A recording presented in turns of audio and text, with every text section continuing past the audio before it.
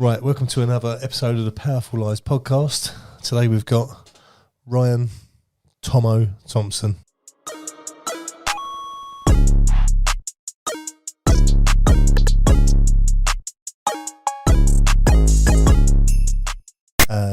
A PT and a mental health ambassador. Indeed. Really looking forward to this one. Me too. Let's take it back to the beginning, where you actually grew up and how you got to this point now. No pressure. No pressure. So I was born in a house on the Isle of Sheppey. Anyone who doesn't know that place, it's down in the south coast. And mum and dad, dad previously was based in Singapore for a few years because he was a Royal Marine. So yeah, dad is obviously of a military background. I've got an older sister, and mum and dad always worked really, really hard to just put food on the table. Dad, sometimes he would have 3-4 different jobs. He'd be when he come out of the military, window cleaner, bricklayer, worked at a local steel mill, just to put food on the table. So from that work, I learned a really good work ethic from him. Mum obviously worked, bringing up me and my sister as well. And the Isle of Sheppey itself, if anyone knows it, I mean, I'm still there now. It's a lovely, lovely place, but Sheerness itself, it is a deprived area, high rate of teenage pregnancy. Not a lot of work around. So, people have to venture off the island, which sounds really dramatic, but, to go to London, you're talking about, you can just jump on a train, but for a lot of people, that's quite a big thing to go up to London and even get the education right where you live, because education on the island, it still is pretty poor, and you still have to go off the island to get a good form of education for some of the kids. So, yeah, there's not a lot of opportunities there, so has been quite tough. I left school, went straight into employment. I worked in a factory. That was for a good 12 to 14 years. Actually, it was about 10 years. It's not what I wanted to do. I wanted to follow my dad's footsteps, and I always felt I let him down with that, and I didn't go in the military. Didn't have the bollocks to do it. I just felt really unconfident in doing so and taking that step. It's not for everyone. No, and I admired my dad, still do massively, for doing that. He had to come out due to ill health. He died through meningitis. But I always admire him for that. But I always thought that I let him down because I didn't follow that. So I've always felt that I didn't meet his expectations, if you like. I always wonder when it's military based. I always wonder whether what they've been through and that life, whether they'd want their son to go through the same. Yeah, and I'm friends with other people. I'm actually friends with a bloke I met on a show, which I'll come on to later, whose son was in the military but got killed in the military through friendly fire a few years ago. And you're going to worry, aren't you? You worry about your kids just going to school. We was talking about something earlier, wasn't we? Yeah. We worry about our kids just going outside and going to school sometimes. I think it'd be my worst nightmare if one of my kids come home and told me they're joining the military. I'd be like, why? Yeah, definitely. But I think for me, I just felt, and I probably still do to this day, that I wasn't meeting that expectation. I just worked in a factory. I've gone on to do sort of slightly bigger and better things since. And I regret that I haven't gone into that field because I think I missed out. But my confidence when I was growing up was low. It was for various reasons. I think, it was rock bottom. How was school? Shit, but only shit because of my confidence. I had lots of friends. I was very popular. I was very sporty. But school for me was terrifying because, and to this day, maths, for example, I struggled. I would do anything to dip out of questions. And it got to a point in primary school where, and I can laugh about it a bit now, but that's not to be insensitive towards anyone else who might suffer with the same, because I was that unconfident I would be scared to ask to go to the toilet. And the amount of times, I couldn't tell you, that I would sit there and piss myself in the front of what we have 30 kids in a class. Where do you think that come from? Thought about this a lot, and I have spoken about it in therapy. it does come down to obviously childhood, parenting. I don't feel that I was ever shown the love from my parents, particularly my dad. I don't think he knew how to. He still doesn't. Don't think he's ever told me he loves me. I've always been, through my own fault sometimes, the black sheep of the family and things I've done. But back then, yeah, I just struggled. I was covered in eczema. My hands would be terrible with eczema. So when we had to hold hands with the other kids to walk to assembly and stuff, I wouldn't do it. And when it was summer and I'd have like massive cracks in my fingers, behind my legs, you know, I'd want to hide that. And it was awful. And plus, you know, because we didn't have a great deal of money and you'd always think that other kids had everything and you had very little, you know, you felt a little bit ashamed. So therefore, in lessons, when I was sitting there and wanting to go to the toilet, desperate, I guess I just didn't feel like I was in a position to ask a question and get a response that I wanted from an adult, because I was scared of what that response would be. It's hard to explain, but I'd be terrified, and I would literally sit there and I'd get more attention from pissing myself. And then, you know, the kids say, oh, he's done it again. But one particular day that really broke my heart, and it sticks with me now, is I'd obviously done this a few times, and this particular teacher, Mrs. Borner, I believe her name was, she's passed away now. She was one of them old dragons of a teacher, terrifying. Old school, terrifying. You wouldn't want to cross her. But I'd wet myself this particular day again, and when the parents come to pick us up, they used to line up out front waiting for us to come out. And the teacher, this Mrs. Borner, held my pants up and said, in front of all the other teachers, he's done it again. Like, literally said, you know, and to this day, you know, I mean, it fucking scarred me. Could you imagine if that happened now? Oh, my God, no. What would, you know, how, would that ever happen? Social media uproar. Oh, my God. Teacher would be, you know, sort of undrawn and quartered. 100%. And I'd like to say that, you know, in some respects it toughened me up. But at that time, I probably needed nurturing a bit. I needed looking after. I needed that arm around me. But I've got this teacher going, yep, he's done it again. You know, and everyone probably, well, I felt everyone knew what I'd done. You know, holding my bloody pants up there, you know, that had been slipping nice. the pit. Oh.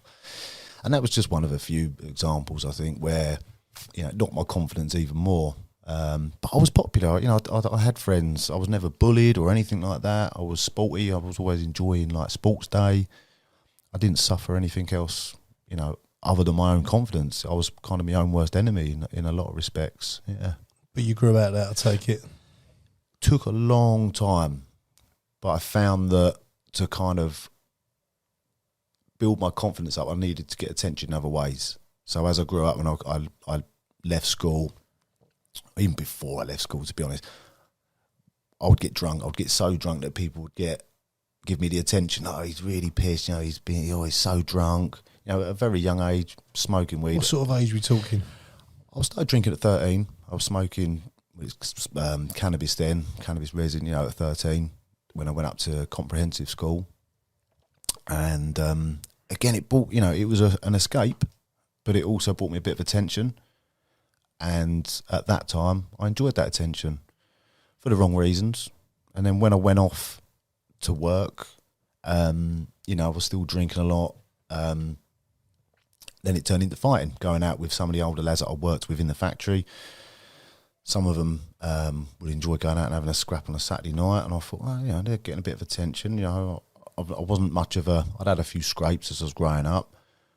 And I got involved in a few fights, and from then I was getting a bit of attention, getting a bit of a reputation. Not as an hard man, never been a hard man or anything like that, but you don't need to be an hard man to go out and be a pain in the arse and be a drunken idiot, go out fighting.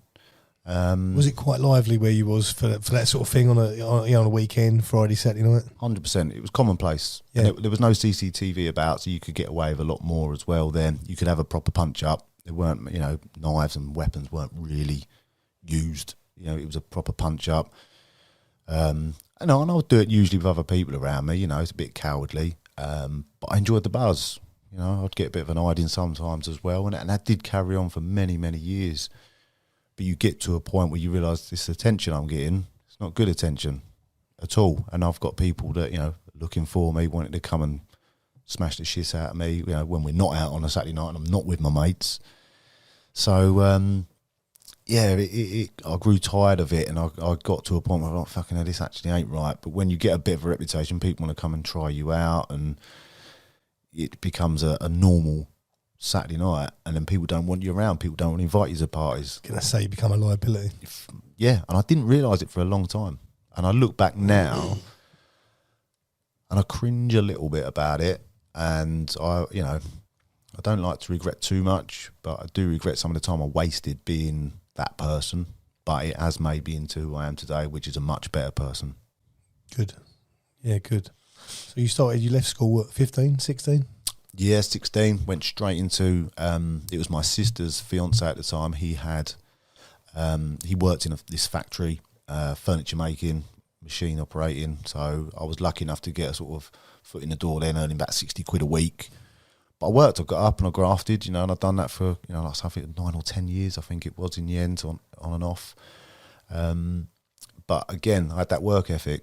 My dad had taught me a really good work ethic. If you don't go out there and earn your money, you ain't going to get fuck all. Yeah. Don't exist anymore, by the way. It doesn't seem to, does it? It's unbelievable. But I'm trying to teach that to my daughters. I've got twin daughters, so I'm trying to teach that to them. You can't have everything on a plate. You have to fucking work for it. I think the trouble is now they see this online. They see these people online living, and they're living fake lives. Most of what you see online, they don't own. They don't, you'll see someone posting about their happy life and their car that's strapped up to the hilt, and the house that they've borrowed for the day to make themselves look better than they actually are. Exactly that. And it's hard to try and get, as a dad, 48-year-old dad, to try and get that message across to your daughters that actually some of this is bullshit. Don't believe everything. Yeah. Let me get on Love Island. I've made it. Yeah, no, you've not. And I'm very truthful, as I'm sure you are, about what the realities are of being famous and the money. Like you say, some of these people that live around the corner from you, they may have the car, they may have nice clothes, but you don't know the rest of the story. Don't worry about what they've got. You need to aspire to what you want to do, not to what others have got. Yeah, definitely. Yeah, well, listen, we've all been there. I think we've all, you see the car driving past and you think, oh, I want that. And I've been lucky enough to own some very nice vehicles, but you're never happy. You always want more. And what is happiness? That's what you're just chasing. You're chasing. I read something this morning. It was basically saying, you need to find happiness where you are instead of it always being in the next place. Yeah, yeah. And that really resonated. I thought that's so true, because most of us are always, it's always next year or the next job or the next this or this. Yeah. No one seems to want to sort of live in the moment, do they? And that is so important, where I think now with my girls, we can go anywhere, we can have a laugh, and those moments are precious. And I think it might be getting through to them a bit, because we go out, we have a laugh, and they're actually saying, that was such a great day. They've really enjoyed it. We've had no phones or anything like that. We went down to Margate the other week, went to Dreamland, it was pretty quiet there, weather was nice, and we went on the old rides, and we had such a laugh. We was arm in arm, having a bit of banter as well between us there at that age now. We can, and that is absolutely invaluable. It's priceless. Time over money. Massively. And don't get me wrong, I like cars. I want nice cars and stuff, but it's not got to be the be-all and end-all of why we're here, in my opinion. If all you've got is that car and nothing else, and you can't really afford it, it's not for you. No, and like yourself, you've probably come across people who have got a lot, got money in the bank, got nice cars, but they're still searching for that happiness somewhere. I see a lot of wealthy, unhappy people. I don't think happiness. I don't think you need to be either poor and happy. They always explain, would you rather be poor or happy? You can have both. The Definitely. Same way, there's a lot of rich, unhappy people. It's balance. It is, and I think that's key, isn't it? It's that balance and finding what makes you happy rather than worrying about what society says should make you happy. Yeah, definitely. And of course we want nice things and wear nice clothes. They feel good, drive the nice cars, of course. But for my girls, I've said to them, even at school at the moment, it's aspire to being a good person, do the best you can, get educated as best you can to the best of your ability, but go through school years being a nice person without being bullied and without being a bully. And for me, you know, if you can get through that and come out a decent person, you're winning, in my view. Yeah, yeah. Most and definitely. I think, listen, school's tough. It's tough being a kid now. You know, like, it's a tough gig. Schools can be horrible, vile. You know, the days of going home, you know, getting home and shutting the front door and it's all done, it don't end anymore. You know, these bullies, they're online. Yeah, and there's kids killing themselves over that. Yeah, it's horrible. And it's fucking disgusting. Yeah. It really is. There's kids, you know, stories of kids, you know, hanging themselves. And they have because, you know, messages have been coming through on Facebook or WhatsApp. No escape. Yeah, and it's there and there's no one actually standing in front of them. It's just a phone. Yeah. And that's unfortunately a lot of the problem. And any of these keyboard warriors can do that, can't they? Yeah. It's what we're saying off camera, the importance of talking, you know, even for kids. Yeah. For kids to be able to you know, speak to their parents. Yeah. Speak to a friend, speak to anyone and say, look, this is going on. And that's a massive thing that I've learned over the years is, you know, I think the fighting and the aggression, whether it's on the football pitch, whether it's in the pub, that was my outlet. Because deep down, there's a lot of stuff that was hurting, you know, going on in my head, which unfortunately has sort of led me on to be diagnosed with a borderline personality disorder, which I was diagnosed about 5 years ago now by a psychiatrist. And those issues have obviously come from childhood. So when we look back at what we were just talking about the confidence side of things and the, you know, the upbringing and that lack of how I felt it was of love and attention, that had a massive impact. And I'm now the opposite with my girls. You know, I'll probably overdo it in some ways in terms of my love, but then I guess can you overdo it? It's not a bad thing, yeah. Rather do that not at all. Was there any major trauma early on that actually you can pinpoint this, or was it just, you know, numerous little things? I would say there was quite a lot of little things. I mean, I witnessed a fair bit in terms of my parents being aggressive towards each other. And I think that was born out of a lot of stress through, you know, money. Regardless of my dad having loads of jobs, they obviously had bills to pay.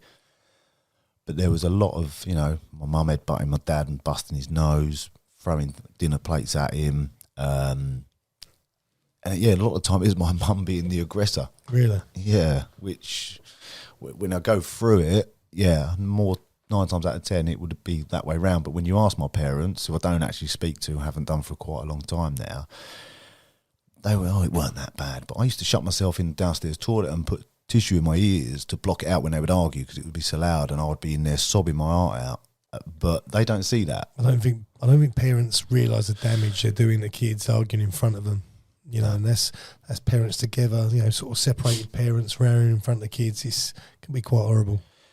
In a lot of ways, it's the emotional side is worse than the physical. And I, again, saw the other side of that because I went on to work for social services for 14 years and I worked with children and families. And the things that obviously I saw and heard there, I mean, eventually it led to me wanting to get out of it after 14 years. Some of the stuff is absolutely horrendous, which made me think, well, my stuff wasn't that bad. But it's still relevant to me at that time, you know, parents arguing, violence, struggling for money and all sorts. Yeah, it's very damaging emotionally. But when I was working on the other side, emotionally and physically, what some of these kids have been through, it's absolutely fucking awful. Awful. Yeah, I've had a dealing with social services many years ago, and I found them vile. I found them very one-sided. Oh, 100% agree. And there was nothing I'd done or anything like that, but just being in the process with them for probably 6 months through something someone else had done. Yep. Yeah, I could see. I remember saying to them at the time, I can see why incidents like what happened to Baby P. I can see why it happens because you haven't got a clue what's going on. Yeah, it was scary how they didn't seem to know. You know, the left arm don't know what the right arm's doing. It comes from the top. You've got social workers out there trying to do a good job, trying to work with families, but you've then got massive pressures from those up top who ain't got a fucking clue most of the time. And in my experience, you know, and their social workers are given ridiculous amounts of cases to work, and you've got pressures from above saying we need this written up, you need that report, you need to be in court tomorrow. Understaffed, underpaid, understaffed. All of that. Yeah. All of that. And it's still, there's been all these inquiries since, like Baby P and stuff, but actually nothing's changed. No, I still know people in it now. Nothing's changed at all. I think you ask any social worker, they're still going off very sick. The daughter of, the mother of my daughters, we're not together anymore, but she's a social worker, and you know, she'll tell you firsthand how it is, and she's been involved in that in a long time. Nothing's changed. It really hasn't. You can have a team of social workers that are the best qualified workers you can get, but if they've all got caseloads of 20, 30 cases or more, it's just not workable, and that's no benefit at all to society and these kids and these families out there.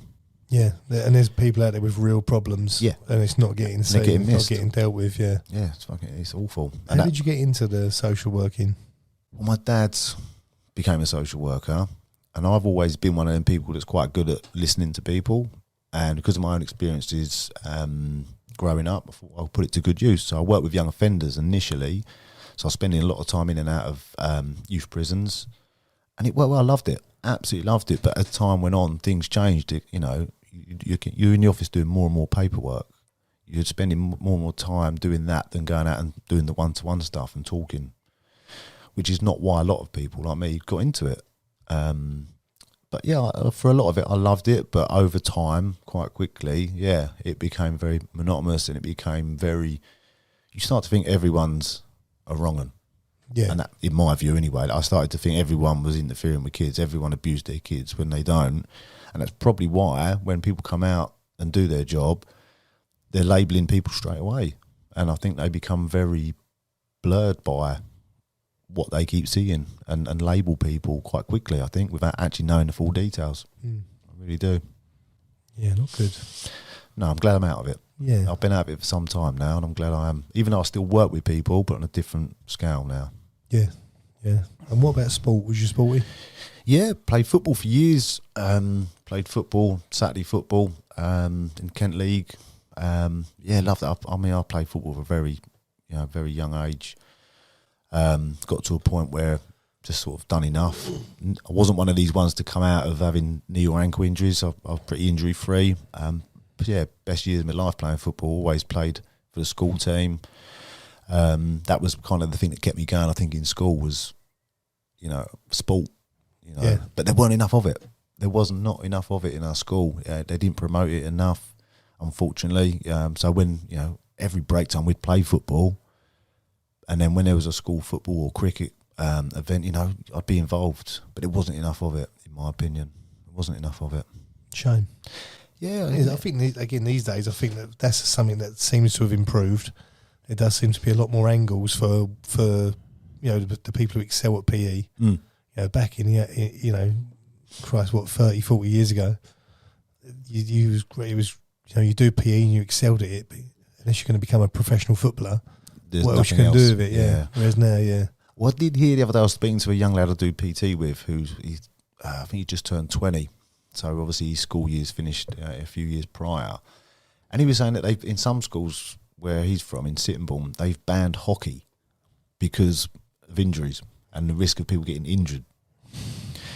And there was a couple of other examples he gave me, and I'm like, really? How can you? I must say this, I remember getting hit round the face with a hockey stick. You're quite for it. I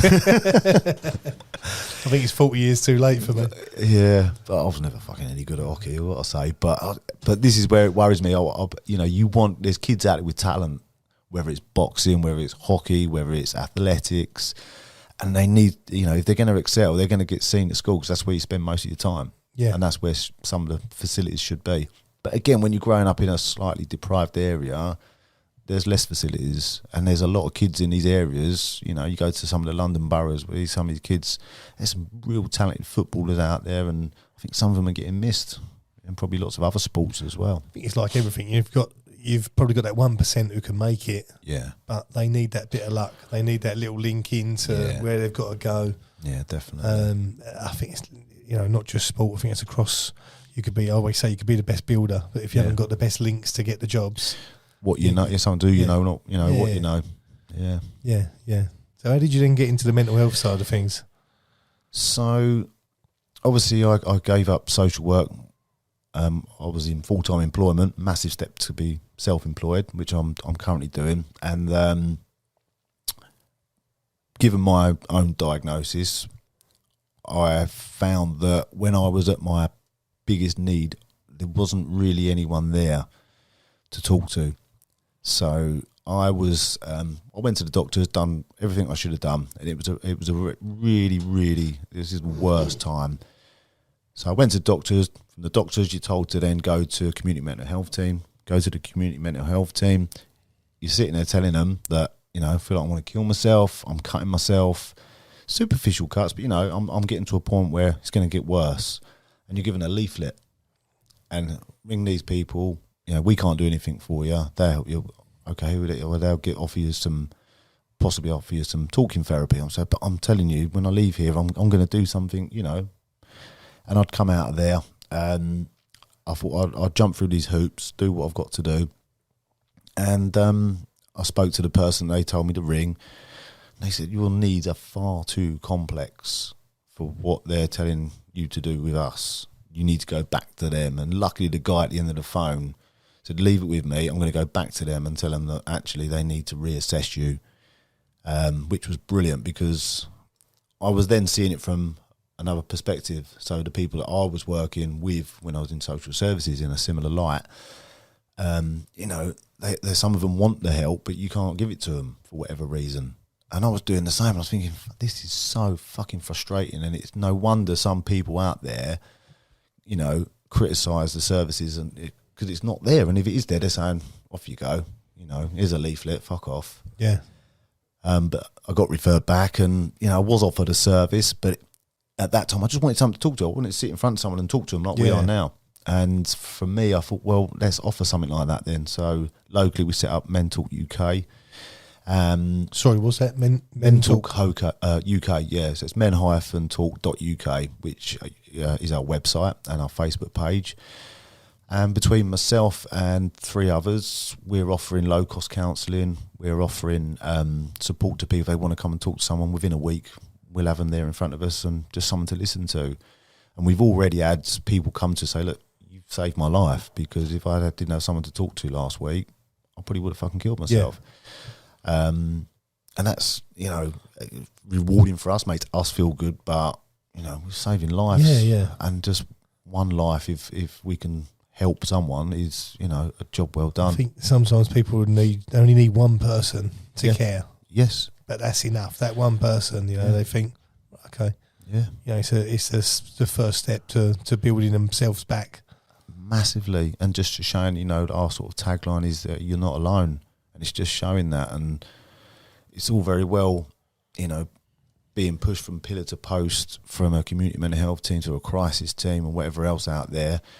But by the time you've gone through all that, you fucking give up. You're tired. You are. You're fucked anyway. You're mentally drained. You're feeling suicidal. The last thing you want to do is make 100 phone calls before you can get an appointment with someone. Keep getting pushed, pillar to post. Massively. And that itself is absolutely fucking soul destroying. I've been there. I've done that, and that's why we want just some guy who's got a bit of experience to sit down and say, "What's going on for you? Do you want to talk about it?" And just offering that listening ear, and it works. It does work. I mean, I did reach a point in 2020, unfortunately, where I got to a point where I thought I couldn't do anymore, and I did try killing myself, and that was like I say early 2020. I can remember it. Even driving up here, I'd drive on the same bit of motorway where I took my car off the road, and that was massive. That was Even now, as I'm saying it, I can see it. What was going through your head? Don't want to be here. This is it. What was the reasonings? Was it something in particular, or? So, I'd obviously been diagnosed long before this with my BPD, borderline personality disorder. I was taking medication. I'd had therapy. I'd been through a really crappy breakup with the mother of my daughters, and I was seeing someone else who was a lot younger than me, and that caused, my own doing, but that had caused a lot of sort of uproar, if you like. We'd been together a little while, and we moved out of our flat into a house because we got a puppy. My fucking fault. Worst thing I could have done. I'm trying to run a business. I was just taking on a new gym. The gym itself, this was like winter time. The roof was leaking. The landlord wasn't doing anything, and I had to cancel some of my classes because the structure of it just wasn't safe enough. And then I had this new girlfriend who was not as interested in me as she was, and that was causing problems, you know. And where we was living, I don't feel, you know, she was taking care or didn't care about me or where we was living as much as I wanted. And that evening, I was just like, you know, I've had enough, and we just said, you know, call it a day. And the next day, I was in absolute bits, and I was sort of begging, you know, let's try again, you know, like you do. And that, you know, it was over. And she went to work, and I was like, oh, fuck this. I didn't think of my daughters. I didn't think of anyone. I wrote a note.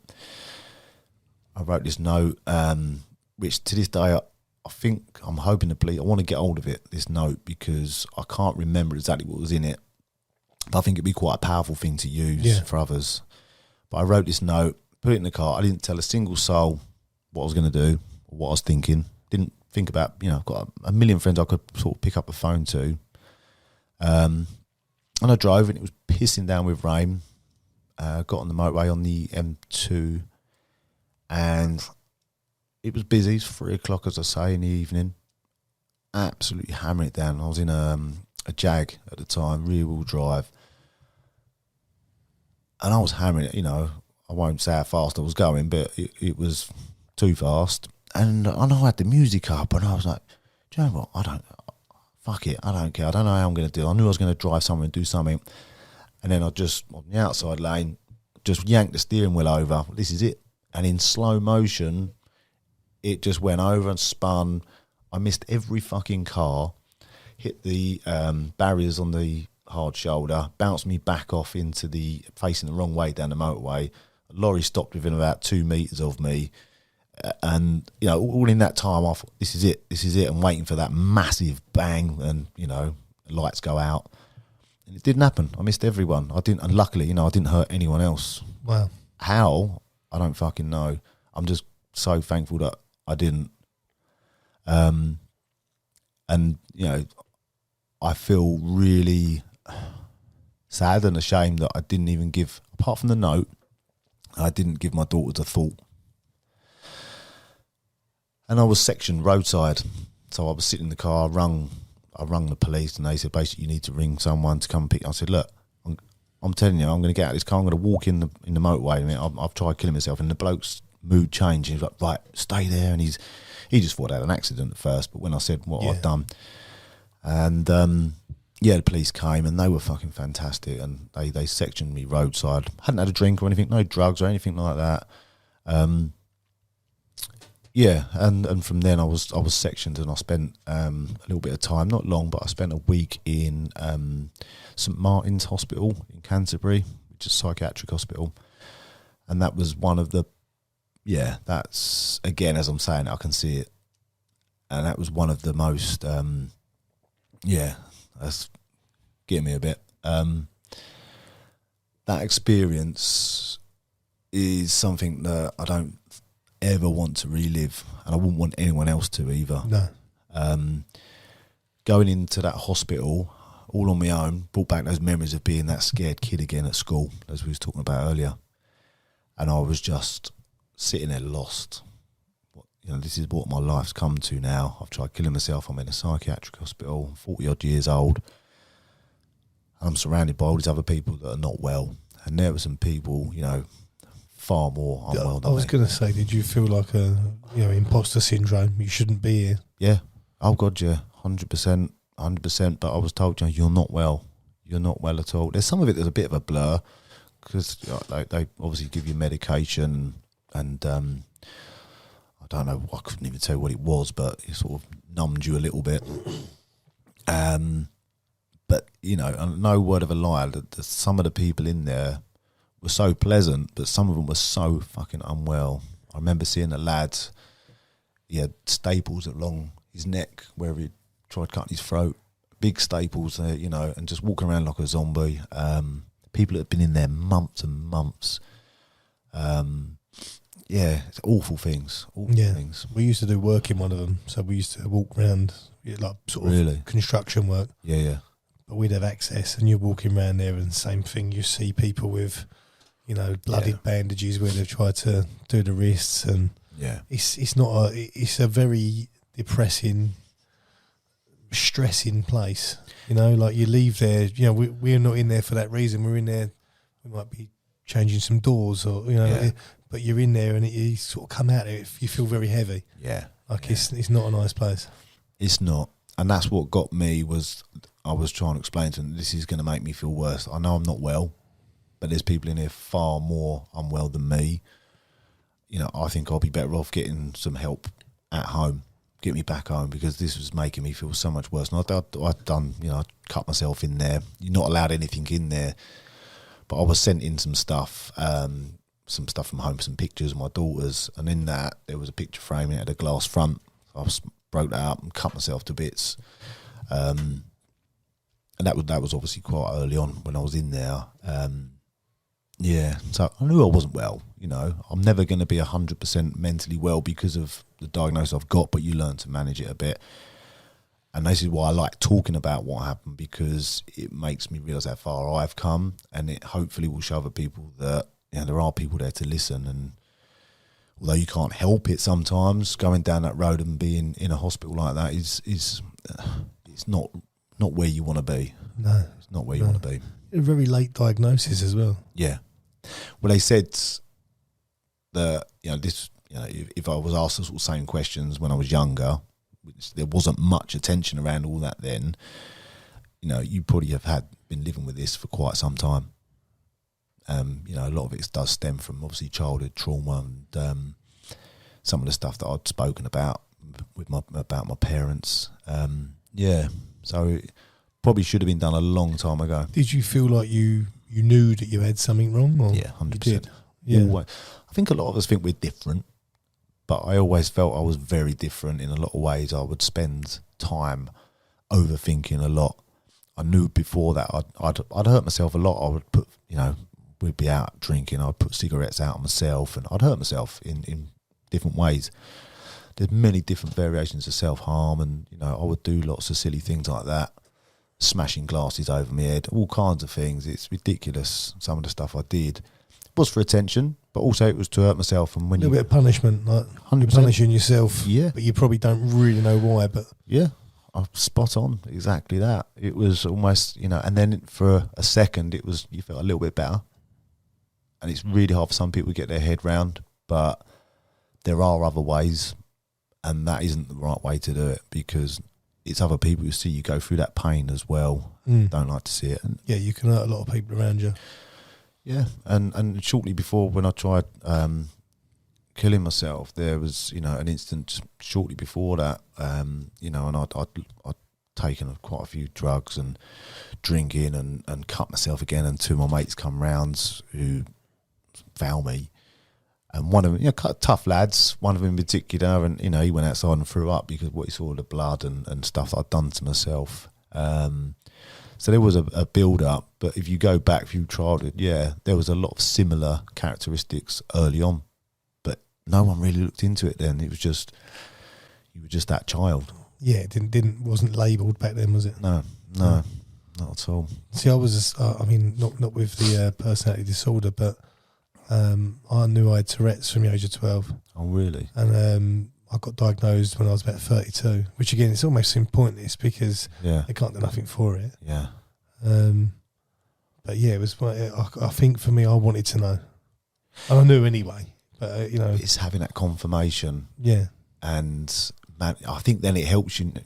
If you've got a headache, you take a tablet for it. If you've got Tourette's, hopefully I don't know what there is for it. There isn't anything. No. For mine, there was dialectical behavioural therapy that I went through to help it with my BPD, but it's knowing what to work with, or at least trying to manage it somehow, and just having a better understanding of it, even if there's no medication or therapy for it. Ryan, have you ever had this conversation with your daughters about me and my mental health? And the suicide, and not the suicide, but they know that me and their mum have explained it, that sometimes my head isn't well, and by that that means that sometimes I have thoughts that I don't want to have, and that can make me feel a little bit sad. I like to be direct with my girls, but I think, you know, telling them I tried killing myself in my car, I think what are they now? They are 12, nearly 13. You know, it's a difficult one. It's a good question. It's a difficult one. There are things they know. They probably know more anyway from, you know, kids hear things, they pick up things, don't they? They overhear conversations that you think they're not at all aware of. But they do know that sometimes my head's not well. I've shown them the medication. I'm not taking it now, but that's for depression. I actually came off that recently, and that's another thing I want to sort of raise as well, is that don't come off medication unless you're told to by a professional. I've come off it too quick, and it's spiraled you. Fucking painful. It's hard, really fucking hard. So be guided by a medical professional on that. But I would tell the girls, you know, this is my medication. I have a little pot, you know, Monday to Sunday. This is what I take with my vitamins and my other stuff to help my head. So they're aware, and they do stuff about mental health in school, and I have explained stuff a little bit about, you know, what mental health is in my opinion. But I haven't gone into graphic detail. If they ask, I'll tell them. Do you think there's an element of guilt? Massively, because I nearly left them. Yeah. That's the biggest thing for me, that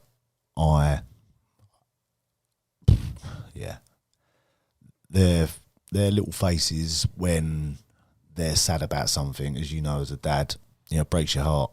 So imagine that, me not coming home to them. You pass your pain on to them. Yeah, and they live with that. Yeah. I was sad enough in my own childhood because my dad didn't tell me he loved me or didn't give me enough attention. Imagine if that dad's not even there to physically be there. Big time, yeah. So, and that's almost generational, I think, your dad. You know, like my dad would be 83 now. He's been gone 20 odd years. But that generation, they didn't, if they weren't having a go at you, they loved you. You know, I think it was a tougher generation, wasn't it? You know, they didn't cuddle you and tell you they was proud of you. And I think there's a place, don't get me wrong, I think there's a place for it. I'm hard on my kids when I need to be. But equally, you know, I'm always telling them I love them. Always telling them I love them. I'm always showing that I love them, not by buying them things as such. Yeah. I'm showing them in many different ways, and that could be cuddles, that could just be saying, look, I'm here for you, is there anything you want to talk about? And just letting them know I'm there. And imagine if I wasn't there to do that and come back to sort of 2020, imagine them getting that, you know, your dad's not coming. They could be sitting there in 30 years' time doing a podcast saying exactly how messed up they are. Yeah, exactly. Because their dad committed suicide. And although I won't be here to see or hear any of that, you know, you wouldn't wish that. No, not fucking at all. Yeah. And I think if anyone listening, male or female, you know, there are other ways. Some people poo-hoo talking and say that talking therapy is a load of bollocks. It can't solve your problems, but it can certainly help, and it can certainly help you move on massively. You know, at that time, I didn't think about anyone other than I don't want to be here. And I will to this, you know, to the day I die, I feel incredibly guilty about that. Yeah, really I mean, people don't know. It's not been suicidal before.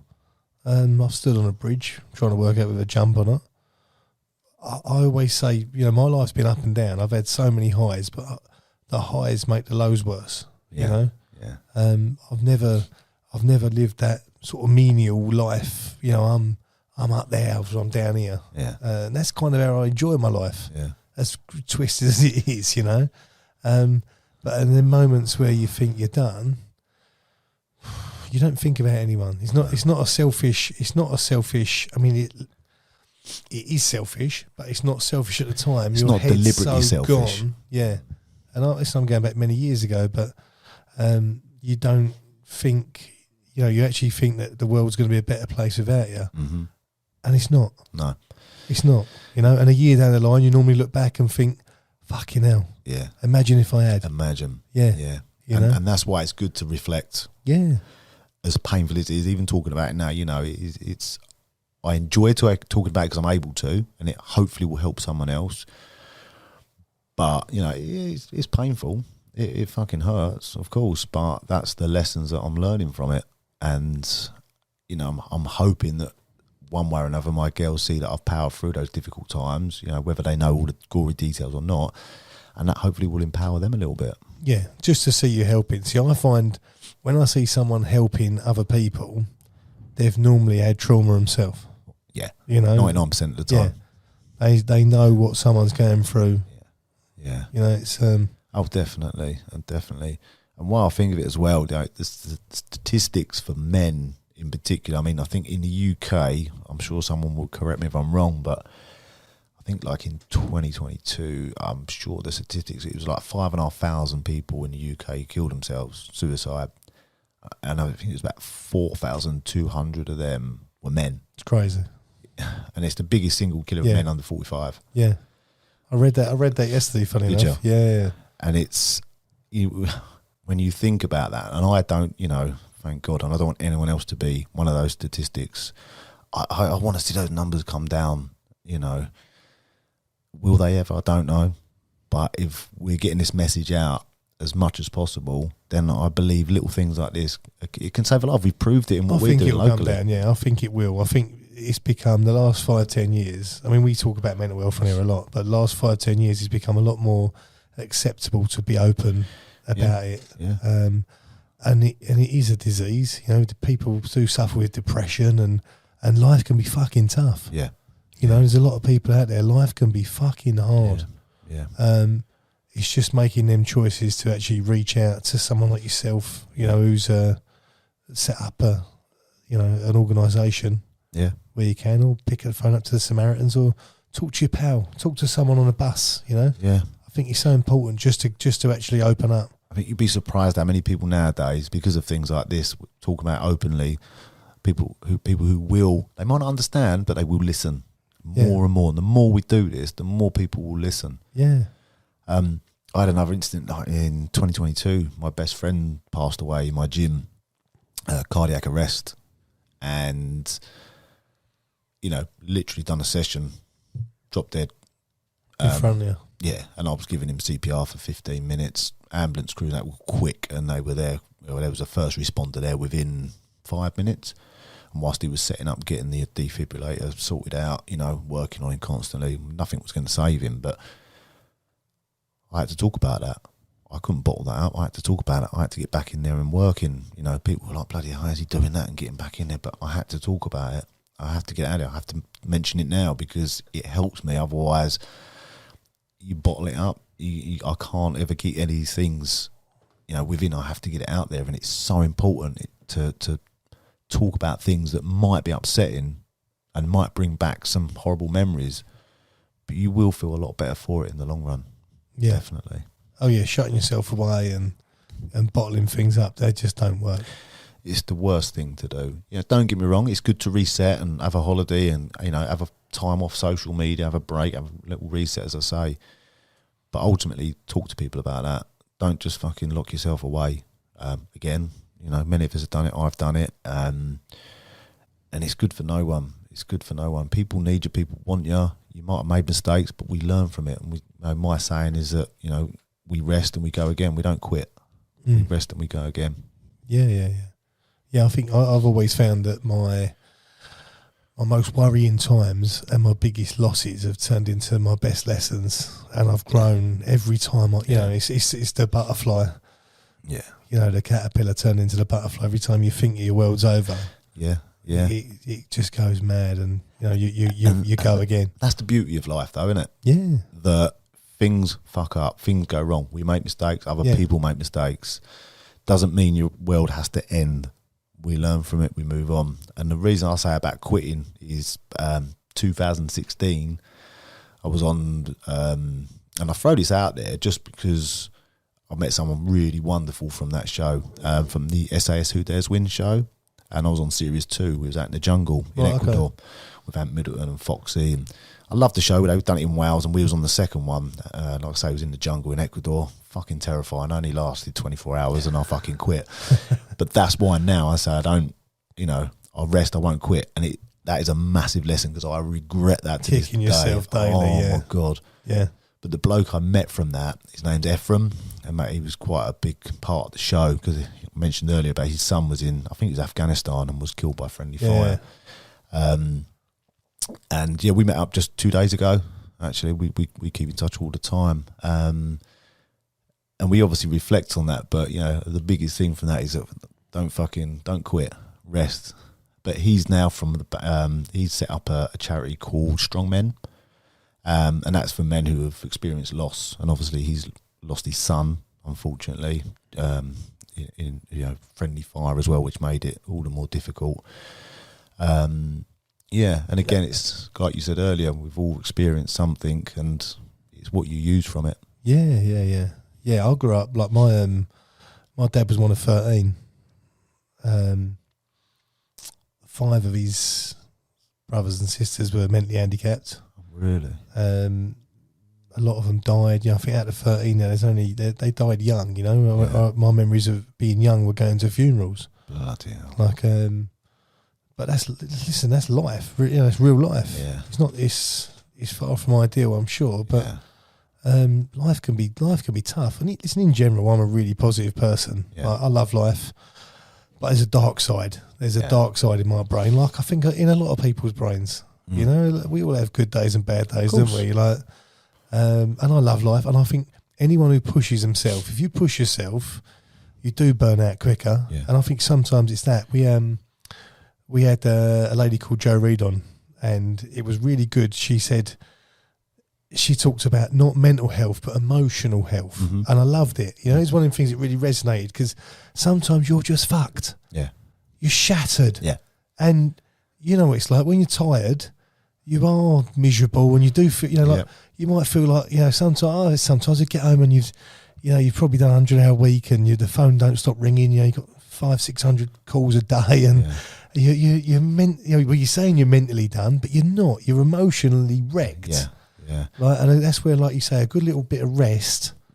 It's and so then you important. go again. Yeah, the sleep side of it and that rest, because emotionally you just can't pull on it anymore, and you need that reset. You need to stop and then go again. You're not quitting. It's not quitting. It's actually just having that reset to get them batteries recharged. It's so important. We're all very busy in life. Most of us, 99% of us, businesses and mental health, whatever it is, families. But having that little stop and that little think and reflect, and it's not quitting. It's just resting and going again. Yeah. And it's good that life does throw challenges at us, because it makes us appreciate the good times even more. Oh yeah, big time. It really does. Yeah, without dark, there's no light. Exactly that. No, exactly that. But yeah, that one for me really done me. The emotional health. And I think if you diagnose someone with emotional health, I think they get over it a lot quicker. Yeah. Because they realise that it's not in there in a squiggly mess. Yeah. You just need to fucking rest. You do. Get some rest, and process what you're going through. Yeah, and have a look at how hard you are working and what you're doing. Because I think sometimes we don't stop, because we just think it's the norm. We just keep going and going and going. But at the end of it, if you keep going and going, you're good for no one. No, yeah. And you're not the best version of you for your kids and your missus and whoever else. Yeah. I mean, even physically, like I said to you earlier, physically, I've done my ankle in, and I'm so busy that I've done 17,000 steps in London yesterday, and I've just battered myself again. Yeah. When really I need to rest. So what are you going to do about that? I'm probably going to do nothing. I'm probably going to... No, do you know what? I'm going to take the weekend and try and rest and ice and just chill out on it. Yeah. But normally, I've done it for years, where something that will take 3 days to go away, life's so mental, and you just keep pounding away on it, and you're in London and you're doing this, and you're working. You can't let everyone else down, and you let yourself down. Yeah. And it's only when you stop, you start to feel that physical or mental, emotional pain. Yeah. And it's okay to do that and have that little step aside. It really is. Yeah. So rest it. I'm gonna. I need to. I'm like a sniper's nightmare at the minute. I'm walking with a really bad limp. I'm like, here he comes. But no, it's all good. How did you get into boxing? Well, when I became a personal trainer, I qualified in 2011, and I was already teaching. I was doing fitness classes, boxing related. Obviously, I'd had more than enough fights in my time. Didn't have a clue how to box, and I thought, well, if I'm going to do this fitness stuff for boxing, I need to get in that ring and fight. And with my confidence as it was previously, you know, that's a massive thing. But confidence, you know, it was growing as I was getting older, and I couldn't even tell you the date when it was. It was 10 years ago. I'm going to say 10 odd years ago, and I had this fight, and it was the best thing ever. So I had this fight. I won. He didn't come out for the third round. It was like 3 2-minute rounds, unlicensed, and he was a younger lad. I still like friends with him now, actually. And it was a really good fight. I had loads of people there who come bought tickets. It was a brilliant buzz. I was shocking, don't get me wrong. You know, I got my nose busted, and I'm just glad he didn't come out for the next one. But yeah, I think my fitness got me through more than anything. I've always been quite fit. But I loved it. But I realised then, fuck me, that's hard work. When it's just you two and the referee. You realise how long a minute is. Oh my God. A minute when you're, you know, like when your alarm goes off and you press snooze. Yeah. That minute is about 0.2 of a second. It's ridiculous. A minute in a boxing ring is about an hour and a half. And when you're getting hit and trying to hit someone and they're moving, and when my nose went, the blood was gushing, and I was almost felt like I was choking on my own blood. Yeah. How am I going to? So I was spitting the blood out, so I thought I'd go in his face a little bit, might, you know, get in his eyes or something. But I put him down in the second, and you know, I'll say he didn't come out for the third. And then from then, I've had about 10 now. Done a little bit of white collar, but mostly unlicensed. I had my last one early this year, which I won. The one before that, I thought I'd be a big boy and get him with a heavyweight, and he knocked the shit out of me within about 30 seconds. Big guy, former military man, lovely bloke, still in touch with him now as well. But again, you know, you dust yourself down, and I can do that, you know, dust myself down, take a step back. So I've lost that one fair and square and get back on with it. So yeah, I thought if I'm going to show anyone any side of boxing, I need to know a little bit more and experience it. And I really enjoy it. I will be having another one. And I have taught people on a little bit more of a competitive level. I haven't got an amateur club or anything like that, but people who want to do, you know, maybe for the first time, white collar. I'm not a massive fan of 8 or 10 weeks of doing nothing and then fighting, you know, 8 or 10 weeks of training from nothing, you know. Yeah. People need a bit more on that because I think it can be quite unsafe. Yeah. So I want to be able to teach the best I can, and I've been learning ever since. Nice. Yeah, it's such a good thing. But does it come back to punishment again? You know what we're saying about this almost self-harming? Massively. Like you kind of want to get in and be a punch bag. Massively. Yeah. I don't fear, believe it or not. I want to win. I don't fear losing. I'm the same, yeah. Really? Yeah. I don't fear. When I got knocked down in front of people, twice I've been put down. I got in there with someone as well early on when I fought. Much better fight. It was a massive mismatch. My fault. I took it. But I was told he'd had just a couple of fights, but then found out he had 10 years kickboxing experience. Yeah, one of them, yeah. And I fucking laid into him. I thought, and he looked at me and smiled, and then he put it on me, and he fucking put me on my arse. You see, that's the trouble with white collar, though. You know, you get a lot of they'll say, "Oh, yeah, no, he's only had one. He's had one boxing match," and you find out he's been training for 20 years. Yeah, he's had 20 Muay Thai. Yeah. You know, they're going to know more than me. But again, you know, I don't fear. I love to. I'm not a bad loser. I like to win. I just think, listen, if you lose, you learn. Yeah, you know, massively. like and I've seen so many people in and around the boxing, especially just the new ones. I've seen people who are really good, a good level at that level, a good level, but they're so frightened they're putting it off for another year. Yeah. And they want to be perfect before they have their first fight. Yeah. You know, it's like going. You know, you go to college and you can learn for 3 years, but you'll learn more in 3 weeks when you get on a job. On the job, yeah. And it's like that's what boxing's like. You know, you got to just get yourself in there. And but do you think that's a little bit to do with sort of boxing nowadays, social media, and no one wanting to lose their O? Everyone wants a perfect record. Yeah. Everyone wants to win every fight. Yeah. And it's a very corrupt sport. Massively. You know, there's a lot of false records out there, especially in that. I mean, I'll say especially in the lower level. I think it's as bad throughout the whole sport. Oh, on the upper level, massively. Yeah. You know, there are people put in there, and people don't realise. You know, like the average person will watch Tommy Fury fighting, not realising that the geezer he's fighting's lost 200 fights and won 2. Yeah. You know, like, and it ain't that. It's not that he's not a good boxer. This fella. No. It's that he's not there to win.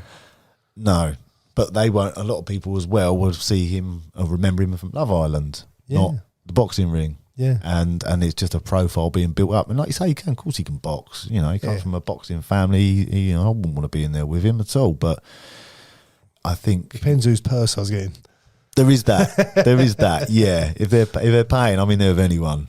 Yeah, definitely. But yeah, he's not been in there with anyone significant at all, has he? No, he's not. I mean, there's levels, like you say, there's levels to boxing, and he's not there yet. But listen, I like him, and I respect what he's done, and I think I'm a big advocate for the celebrity boxing, the influencer boxing. Yeah, like I love it. I think it's great for the sport. Yeah, you know, even like yourself, you've got a boxing gym. Yeah, you do box out there. Yeah, that wouldn't have been busy 10 years ago. No, not at all. Like boxing's been put on the map. Yeah, big time by all this lot. I think there's the only thing I would say about some of that is some of the people that are on it, and how I think there was a Misfits boxing where they had like tag team boxing or something. That kind of stuff. I'm like, what's that about? Yeah. But that's a show. There's a new audience there for it, you know. Yeah. I'm not a massive fan of Jake Paul, Mike Tyson. I don't know what your thoughts are on that. It's not my thing. I think it depends. Unfortunately, what we'll never see is what we want to see. Jake Paul getting spanked. Yeah. You know what we want to see. But that's what sells a fight. Yeah, because you want to see it. It's entertainment. You feed into it. Mike Tyson's now going out there telling everyone that he's gonna, this is serious. Yeah, he'll pull his punches because if not, he'd fucking destroy him. Yeah, even at 57, 58, whatever he is now, like he still looks in good shape. Fuck, he doesn't. I'd rather do 10 rounds with Tommy Fury than 3 with Tyson. Really? He looks like a beast. He's a beast. He's still got that same movement, hasn't he? Yeah. And I've got to be honest, he still looks as powerful. He'll blow, obviously. I'm sure, I'm sure there's a little bit scripted in that. You know, it's they're all going to get paid very well out of it. But let's be honest, it's entertainment. It's entertainment, not sports, and that's what I think people forget. You know, people think it's real. It's like this is just pure entertainment. And and you have a choice as well. If you don't like it, don't watch it. Yeah. Then, some of it, I wouldn't watch that. But you probably will. This is a mad thing. You say you won't, right? On that day, you'll end up putting it on, I guarantee you. Maybe. You'll think about it, and everyone else is talking about it, and it's the fear of missing out. You think, fuck it, I'm going to have it. Well, the Tommy Fury and Jake Paul fight, I weren't that interested, and then I ended up putting 400... Oh, what did I put on Tommy Fury to win? I put a good couple £100 on him to win, and he gave me, good odds as well, and he done me a favour there. Yeah. It was close, but I wasn't going to be into that, and I did, and I was like, brilliant. But again, I wanted to see him actually spark him out. But it's like that from any. We spoke to many people in the boxing industry, and there's no way Tommy Fury could have lost that fight. No, it was. It was almost impossible, but it was a lot closer than we thought. Yeah, I like what they've done with this whole game. And respect to anyone who gets in there at the end of the day. Yeah. Anyone who steps in there in front of an audience and getting punched in the face, all credit to them, wherever you are, whatever level. Yeah, the hour before you go in, I think that's what's that's more scarier than that's the hardest bit. Yeah. And I've always said that. The thought of getting punched in the face and getting in front of people is a lot scarier than actually getting it. When that happens and your adrenaline's going, it's fine. But that build up, the nerves, the walking out, that's the bit. I remember my mate saying to me years ago, he said, your nose only hurts the first time it's hit. Yeah. And it's true. When you go in, first time someone spanks you on the nose, your eyes water. So they don't true. water twice. No, so true. So true. Normally because I'm sparked out the canvas. Me and you both. What's the future bringing? Where are you? So at the moment, I'm actually living in my gym at the moment. So the near future, I'm getting a place sorted out very soon. So that's sort of my priority at the moment. I separated from my ex. We still get on well in January. So getting my place sorted, which is going to be very near to where my daughters are.